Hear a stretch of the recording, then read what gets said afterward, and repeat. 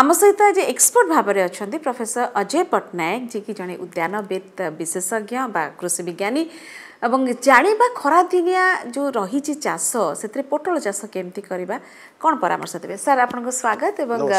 आज खरा दिनिया चाष भितर पोटल चाष विषय जाना जड़े चाषी जो पोटल चाष करने जाऊँगी कौन परामर्श आप देवे केमिति चाषटा करवा दरकार आम विभिन्न प्रकार कखारु जातीय फसल चाष करुचे किंतु सेही कखारु जातीय फसल भितर पोटलटा गोटे जोटा कि आगुरु केबे व्यावसायिक भित्तिरे चाष करा जाय नथिला किंतु तार प्राधान्य देखिकरी जंती अधिक रेट रे मार्केट बिक्री होउची से देखिकरी हमर चाषी भाई माने तार व्यावसायिक भित्तिरे चाष करिया पई मन बळैले जेहेतु एई जो फसलटी हमर आपण जानिथिबे जे जन्नी हैला काकुडी कखारु लाउ ये सब जो फसल गुड़िक एगुड़िकर माई फूल अंडीरा फूल गोटे गछरे फुटुची किंतु पोटल कुंदुरु कांकड़ ए सब गछर जो आमर फूल फल आसे तार माई गछ अलगा अंडीरा गछ अलगा तेणु चाषी भाई माने से बेसी प्राय जते अनभिज्ञ थिले से चाष व्यावसायिक भित्तिरे चाष करने मन बड़ेलेनी किंतु बजार रे तार चाहिदा एवं तार जो मूल्य अधिक रहिबारु आस्ते आस्ते चाषी माने ताको व्यावसायिक भित्तिरे चाष करिया आरंभ करछन्ती। आपण कहउचंती गच्छ दुई प्रकार थाए माई और अंडीरा ता भितरे बैलेंस केमती आनिबे माई गच्छ और अंडीरा गच्छ भितरे देखंतु पोटलर मंजीरु भी गच्छ उतारी पारिबे किंतु गोटे तार असुविधा होची जो मंजीरु गच्छटा हमर उत्पादन करा जाए सेथिरे शतकड़ा 60 रु अधिका अंडीरा गच्छ होता है आउ बाकी तक माई गच्छ होता है तेणु चाषी मैंने गोटे क्षति पड़ी था किंतु सबुठु भल उपाय है जदि आम तार चेरु किंबा डंकरु गच्छ उत्पादन करवा ताहले निश्चित भाव में आम जापर यहाँ हूँ माई गच्छ कि यहाँ हूँ अंडीरा गच्छ किंतु आम तो गच्छरु जदि डंकरु जदि आम तार चारा उत्पादन करवा ताहले निश्चित हो पार हाँ यहाँ माई गच्छ यहाँ अंडीरा गच्छ आम तार ये कर किंतु चेरु जदि आम तार वंश विस्तार करवा ताहले केमिति जानिया कोटा माई चेर कोटा अंडीरा चेर चाषी जो मैंने अभिज्ञ चाषी से मैंने जानी पारती जे माई चारा और अंडीरा चारा भितर चेर भितर तार प्रभावित कौन अंडीरा चेरा गुड़िक तार मूलटा हूँ मोटा आस्ते आस्ते सरू हो जाए एवं तार चेर उपरे भातुड़ी भलिया सब दाग थाए किंतु माई चेरटी तार ऊपर पाख सरू तल पाख सरू मझी अंशटा मोटा एवं चिकण थाए तेणु एथुर से माने जानी पारंती कोटा अंडीरा चेर कोटा माई चेर व्यवसायिक भितिरे जदि गोटे चाषी करिया को जाउची ताले केमिति करिवो देखंतु चाषी प्रथमे देखे गोटे होउची तार माटीटा को प्रकार माटी रे से चाष करूची निहाती भाव में बालिया दोरसा निगिड़ा माटी रे पोटल चाष करिया भल जो माटी गुड़िक टाण थाए रुगुड़िया थाए कि पथुरिया थाए से केबे पोटल चाष भल रही नथिबा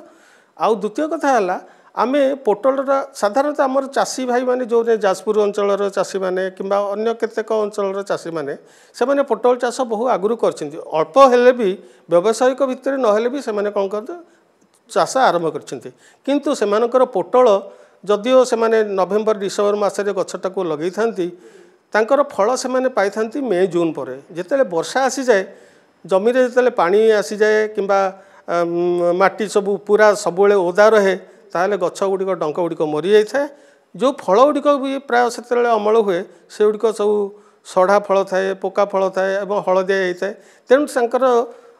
अमल से मे जून भितर ही शेष हो जाए किंतु आजिकाली आमर जो वैज्ञानिक पद्धति रे जो चाष करा गोटे जगार आम पोटल प्राय 3 वर्ष पर्यंत लगातार भाव में आम चाष करिपरिबा कहीं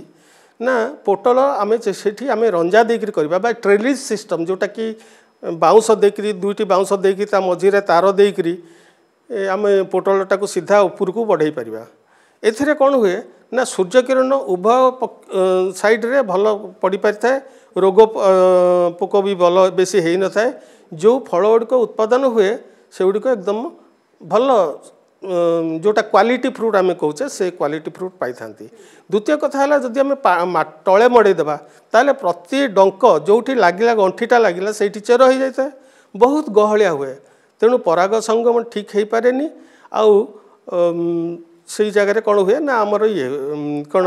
फल हो पारि न थाए। ये मुझे गोटे कथा कहूँ चाहे जे आमे जो कहले जे उभय गोटे माइचर अंडिया चेर गोटे जमी लगे केते लगेब शतकड़ा 10 भाग आमर अंडिया चेर रहा दरकार बा अंडिया गच रहा दरकार कहीं ना पराग संगम ठीक भाव में हेले अमल वृद्धि होता है। द्वितीय कथा है जो अंडिया गछ गुड़िक लगे से गोटे जगार न लगी गोटे जमीर विभिन्न जगार लगेले पराग संगम ठीक हो पारे। ता छड़ा जदि आम महुमाछी बाक्स रखा से महू बाक्स ताहले आमर पराग संगम ठीक हम अमल बढ़ी पार। जितेबाला गछ लगे जिते फसल करेंगे रोग तो निश्चित भाव रोग पोक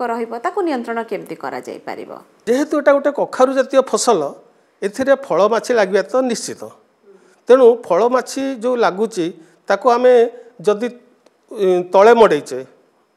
ताहले आमे ताको स्प्रे कले कौन जमी जदि स्प्रे करिया ठीक भाव में पड़ पारे। यही ट्रेलिस सिस्टम रे कले उभय पाखरे आमे तार गछटा को भल भाव में तार